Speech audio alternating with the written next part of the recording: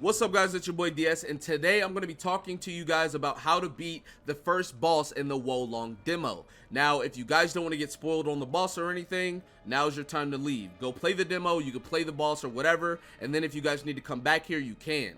Now that we've got that out of the way, I do want to talk about this boss. The boss overall has a pretty big weapon and he swings fairly slow, so he's not that hard to deal with if you know what you're doing. One of the best things for you guys to do is to pick a weapon that swings pretty fast, and the reason why is, let's say you and the boss swing at the same time. You'll hit him before he hits you almost every single time. Now, he does have one or two moves that do come out fast, but we'll get to that in a little bit. So if you guys don't have a fast weapon, one thing that you can do to beat this boss is to use the starting weapon that they give you, or whether you have the staff or any of these other weapons. If it swings fast, it's going to be a really great tool for you guys to beat the boss. Now, the next thing I want to talk to you guys about is blocking. If you guys didn't know, you can block almost every single move from enemies in this game. One of the only moves that you can't block is whenever they do that really big red move, which is an unblockable move. You cannot block that move. But you guys are in luck. You can parry it though. So whenever you press your dodge button, you can deflect, and in doing so, you will basically stagger the boss and be able to dish out a bunch of damage. Now, there's something that I learned.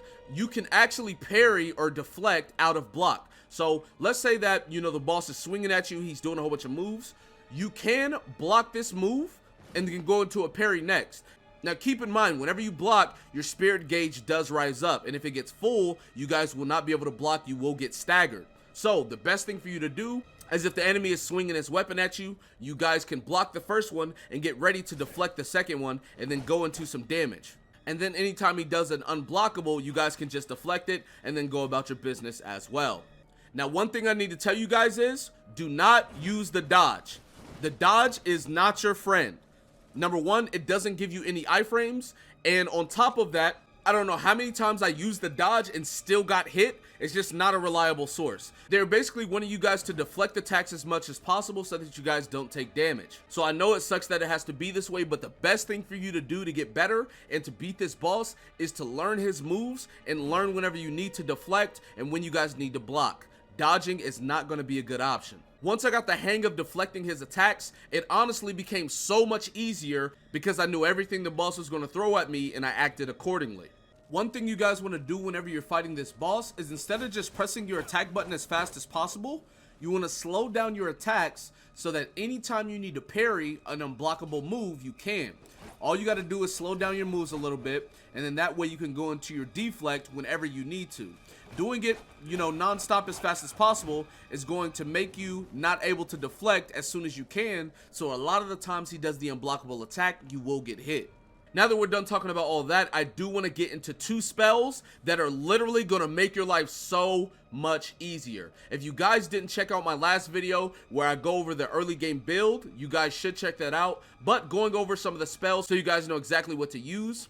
The two spells are going to be this one right here, which is Absorb Vitality. And what this does, anytime you do damage, you will heal for some of the damage that you dealt. Now, the cool thing about this is, this applies to everything. So whenever you stagger the boss from deflecting him, you guys can pop this, and then after popping this, you can go into the really big hit and you will heal. This is going to be so good for beating that boss and just in the early stages or any stage of the game.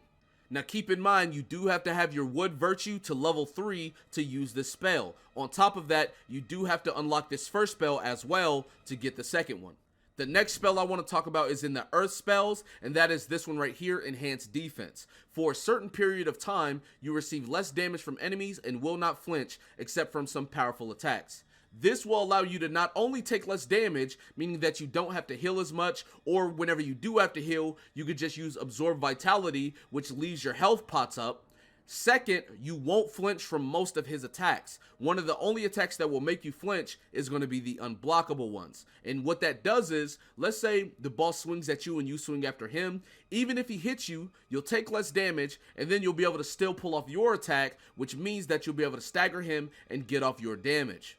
Now keep in mind you have to have Earth Virtue in level 2 to get this one as well. So as far as the build goes and what I recommend personally, you want to get your Earth Virtue to level 2, and then you want to put all the rest of your level ups into your Wood Virtue, because this is going to increase your Spirit defense, and this is going to also increase your spell duration, meaning that all the buffs you're putting on yourself last longer, and any debuffs you put on the enemy will last longer as well.